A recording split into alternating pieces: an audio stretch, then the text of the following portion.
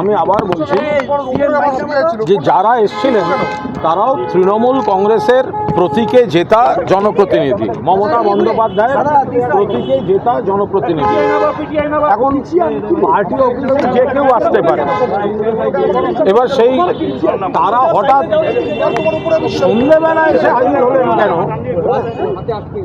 এবার আলোচনার মাধ্যমে যে কেউ আসতে পারেন, কথা বলতে পারেন। হঠাৎ সন্ধ্যেবেলা আসবেন কেন? তারা মারবেন কেন? যার পার্টি যাকে বহিষ্কৃতরাও আসতে পারে না, সে যদি এক্সপালশন কারণ থাকে তাহলে সেভাবে তো আর সে আসতে পারে না, তাকে অনুমতি নিয়ে আসতে হয়। তো এখন এইগুলো যদি কেউ দায়িত্ব জ্ঞানহীন আচরণ করে, ওনারা তীব্র প্রতিবাদ করেছেন। আমি একটা কথা বলবো, বাকিটা তোরা করে নে ভাই, কথা শেষ করতে দেবি না, প্রশ্ন করবি, তোরা করে নে। চল চলো।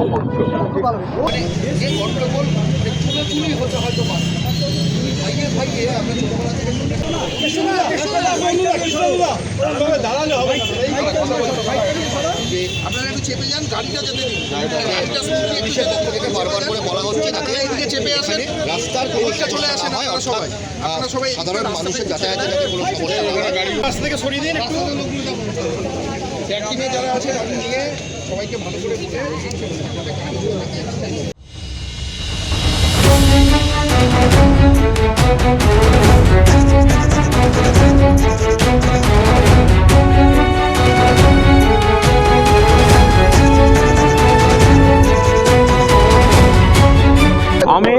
আমি আবার বলছি যে যারা এসেছিলেন তারাও তৃণমূল কংগ্রেসের প্রতীকে জেতা জনপ্রতিনিধি, মমতা বন্দ্যোপাধ্যায়ের প্রতীকে জেতা জনপ্রতিনিধি।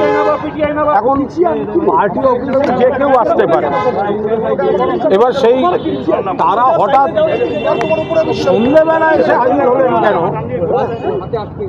এবার আলোচনার মাধ্যমে যে কেউ আসতে পারেন, কথা বলতে পারেন। হঠাৎ সন্ধ্যেবেলা আসবেন কেন? তারা মারবেন কেন? যার পার্টি যাকে বহিষ্কৃতরাও আসতে পারে না, সে যদি এক্সপালশন কারণ থাকে তাহলে সেভাবে তো আর সে আসতে পারে না, তাকে অনুমতি নিয়ে আসতে হয়। তো এখন এইগুলো যদি কেউ দায়িত্ব জ্ঞানহীন আচরণ করে, ওনারা তীব্র প্রতিবাদ করেছেন। আমি একটা কথা বলবো, বাকিটা তোরা করে নে ভাই, কথা শেষ করতে দেবি না, প্রশ্ন করবি, তোরা করে নে। চল চলো।